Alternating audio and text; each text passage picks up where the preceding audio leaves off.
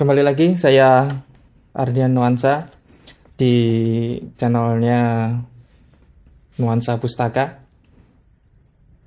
Kali ini saya ingin membagikan cerita atau membagikan pengalaman saya tentang membaca buku.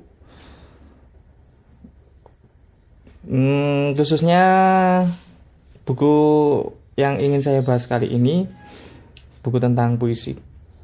Ya, kata orang-orang puisi itu adalah jalan sunyi, sastra yang tidak banyak yang orang menyukai gitu ya. Kalau dulu sih, kalau sekarang banyak sekali teman-teman yang menulis puisi gitu dengan penerbitan-penerbitan indie.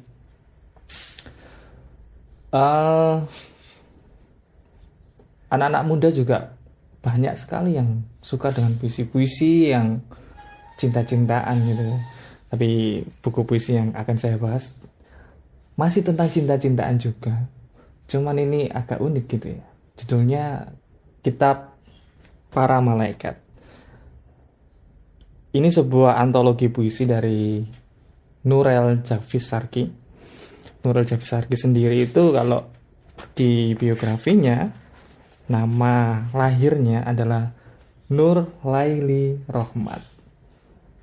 Kalau dia pakai nama lahir Nur Laili Rohmat gitu ya, tentu saja teman-teman akan mengira dia adalah perempuan. Nur, Laili, dan Rohmat. Wah, ini perempuan, ternyata dia adalah laki-laki.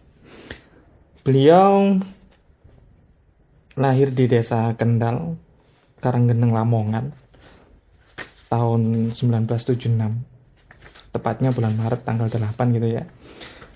Oke. Beliau menulis Kitab Para Malaikat ini sebagai puisi. Sepertinya sangat berbeda dengan buku-buku puisi yang pernah saya pelajari di bangku sekolah. Kalau di setiap baitnya itu ada beberapa baris atau beberapa larik puisi, beberapa larik kata gitu ya. Kok kata sih, kalimat, beberapa larik kalimat. Di sini saya deskripsikan di covernya dulu ya. Di covernya itu ada gambar perempuan dengan sayap. Di depannya itu ada kayak buku yang dibuka gitu, dengan halaman-halaman yang tetap berdiri, belum terbuka sempurna. Di sini tertulis pengantar _2 Maman S. Mahayana.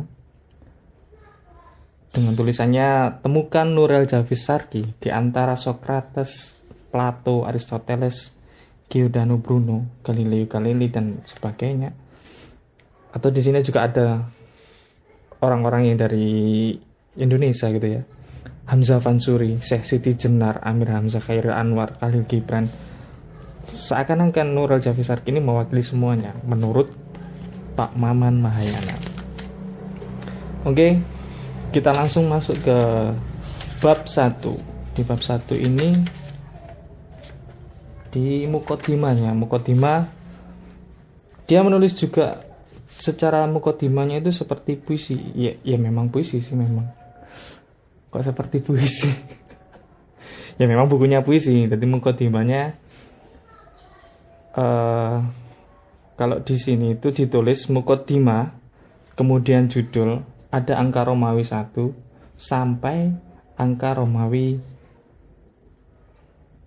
saya bacakan angka Romawinya saja, I sampai XXXIX 39. Apa arti itu saya juga tidak tahu. Kalau mungkin itu semacam kayak ayat di nomor ya, berarti ini ayat pertama, ayat kedua. Bisa saja saya artikan seperti itu, atau hanya penomoran saja. Ini adalah puisi nomor 1, puisi nomor 2, puisi nomor 3. Karena bentuknya sangat berbeda. Di sini ditulisnya seperti tulisan esai gitu ya. Cuman bahasanya tetap bahasa yang puisi yang mengambang gitu. Saya bacakan di nomor satunya, di Muqaddimah nomor 1, Muqaddimah waktu di sayap malaikat. Yang nomor satunya, Allahumma sholli ala Sayyidina Muhammad, ruh bersaksi, sederaian gerimis mengantar rasa atmosfer semesta terkumpul di dasar laut di kedalaman rongga dada pujangga. Itu kalau dibaca mungkin teman-teman mendengarnya ya kayak puisi biasa, tapi kalau dengan lihat tulisannya, ini bentuknya tidak seperti yang puisi-puisi pada umumnya itu.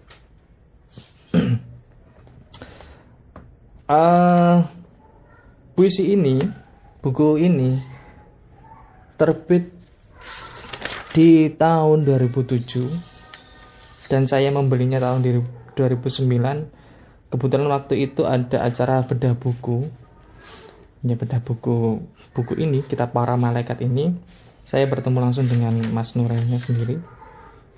Saya tidak ngomong apa-apa, sementing saya beli bukunya, saya minta tanda tangannya gitu aja. Bukan berarti saya ngefan ya. Saya itu pertama kali saya ketemu dengan Mas Nurel gitu. Ya, sebagai pembeli ketemu dengan penulis, apa salahnya saya minta tanda tangan sebagai tanda bahwa saya pernah bertemu dengan penulisnya gitu. Itu aja sih. Tahun 2009 saya beli. Kemudian saya hanya baca beberapa bab, karena beberapa bab gitu ya. Muqaddimah, terus bab 1. Setelah itu saya berhenti. Entah di bab 1, entah di bab 2 saya berhenti. Karena bagi saya sangat sulit sekali untuk memahami ini. Apalagi saya waktu itu, ya hingga saat ini sih masih belajar gitu.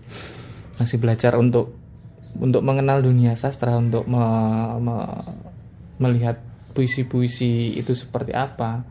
Kalau di kelas, di sekolah seperti itu, di luar sekolah ternyata ada yang seperti ini dan ini dinamakan puisi.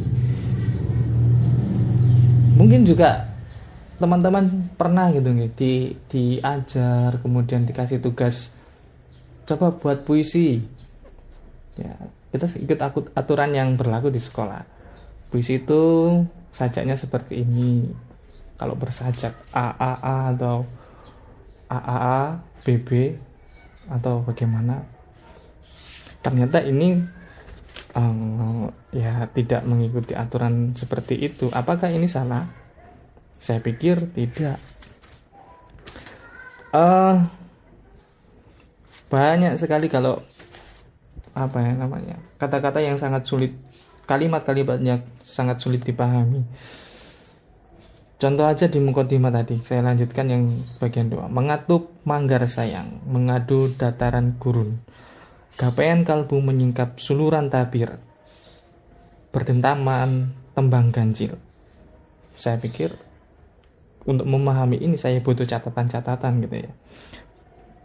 Terus saya di tahun 2009 membaca sedikit, saya berhenti, saya coba baca lagi bagaimana cara membaca ini. Akhirnya saya coba tulis apa yang saya temukan gitu aja. Oh, ini berarti ilham, atau ini adalah inspirasi, atau ya semacam hal-hal yang seperti itu. Saya kasih tanda di situ, kecil, tulisan kecil-kecil gitu. Ya, tujuannya agar saya mungkin bisa memahami. Kalaupun gagal memahami juga tidak masalah. Nah, ini latihan untuk memahami puisi gitu ya. Di puisi ini juga, di buku ini banyak sekali kata-kata serapan dari bahasa Jawa. Ada bahasa-bahasa Jawa gitu. Contoh di bab berapa ini? Di bab 1 nomor LXVI. Mengguyur lemah. Bukan berarti mengguyur lemah itu mengguyur dengan yang lemah gitu. Lemah lembut bukan, tapi mengguyur lemah itu mengguyur tanah. Lemah sendiri itu bahasa Jawa. Mengguyur lemah membangkitkan kelahiran. Atau memang dia bukan serapan gitu. Memang kelemahan yang diguyur biar bangkit. Ya bisa saja seperti itu. Tapi saya mungkin mengartikannya sebagai mengguyur lemah itu mengguyur tanah. Mengguyur lemah membangkitkan kelahiran. Mengguyur lemah membangkitkan kelahiran. Kau bangun wajah berseri menyambut kekupu dari kepompong sutra hati. Nah, kupu-kupu repetisi di sini bukan kupu-kupu, tapi kekupu. Apakah kupu-kupu itu repetisi gitu loh? Pertanyaannya. Kupu-kupu, kura-kura, alun-alun. Terus apa lagi yang sebenarnya dia bukan repetisi tapi seolah-olah repetisi. Entah itu istilahnya apa, saya lupa. Atau mungkin saya memang nggak tahu gitu ya. Kupu-kupu disebutnya kekupu. Terus di bukunya Mas Nurel ini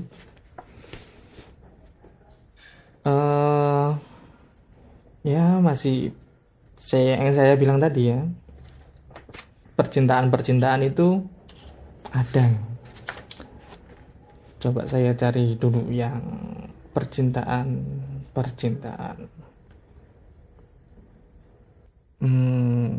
Gini seperti di bab 1 saja, bab 1 nomor X gitu ya. Ini dia sangat memuja, kok sangat sih? Dia memuja perempuan gitu loh. Perempuan itu kembang di petamanan mimpi. Siapa tandas menghirup kedalamannya, misteri kelembutan bakal sampai. Sehalus tirai kabut berwarna-warni di kutub Mahakasih.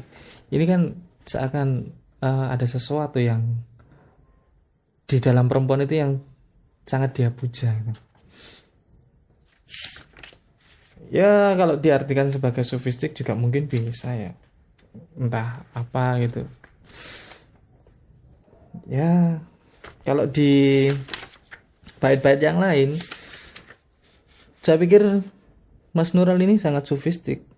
Di awalnya saja dia sudah jelas-jelas menuliskan Allahumma sholli ala Muhammad, menunjukkan dia bahwasanya dia orang Islam yang bersolawat kepada nabinya. Kemudian ruh bersaksi, sedarayan gerimis mengantar rasa atmosfer semesta terkumpul di dasar laut di kedalaman rongga dada bujangga. Kalau di peribahasa yang sering kita dengar itu, kalau dalamnya laut bisa dikira, tapi di dalamnya hati siapa tahu. Ya mungkin itu rongga bujangga itu. Terus di buku ini saya hampir tidak menyelesaikannya. Tahun 2009, 2010 kadang kala saya coba membaca, saya coba pahami, tapi akhirnya saya taruh lagi gitu ya. Taruh lagi saya di tahun-tahun sekitar segitu. Sangat jarang sekali ada kegiatan untuk bedah buku. Yang banyak kegiatan membaca puisi, kegiatan pertemuan teman-teman teater.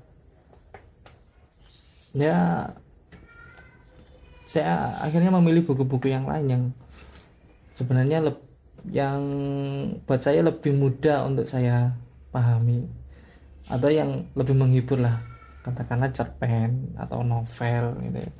Buku puisinya Mas Nurel saya letakkan sampai sekitar tahun 2017 atau 2018. Saya berusaha untuk menyelesaikannya, entah paham atau tidak paham, yang penting saya sudah selesai membaca. Itu ya sangat sulit bagi saya untuk menuliskan apa yang saya tangkap ketika membaca atau saya tuliskan. Itu juga sulit. Ya, akhirnya saya sekedar membaca saja, Saya membaca saja sampai selesai, dan ketika selesai saya ketemu lagi dengan penulisnya. Dia ada kegiatan lagi keliling ke kota-kota dengan buku barunya juga gitu. Ya alhamdulillah. Agak aneh juga sih kalau dihubung-hubungkan itu ada sesuatu yang aneh gitu loh. 2009 saya ketemu Mas Nurel, saya beli bukunya, ikut diskusi, meskipun saya tidak berkata apapun di diskusi itu, hanya sebagai peserta yang pasif gitu nggih. Saya beli bukunya, saya minta tantangan, saya coba baca, sulit saya pahami, ya sudah saya tutup. Saya coba membaca yang selanjutnya untuk berusaha hanya sekedar menyelesaikan. Pokoknya selesai, yang penting selesai. Setelah selesai, ternyata beliau kembali lagi berkeliling dengan bukunya yang baru, ketemu lagi. Saya ngobrol, "Kang, kok iso yo? Aku lu lagi mau ngatamno buku ini sampean.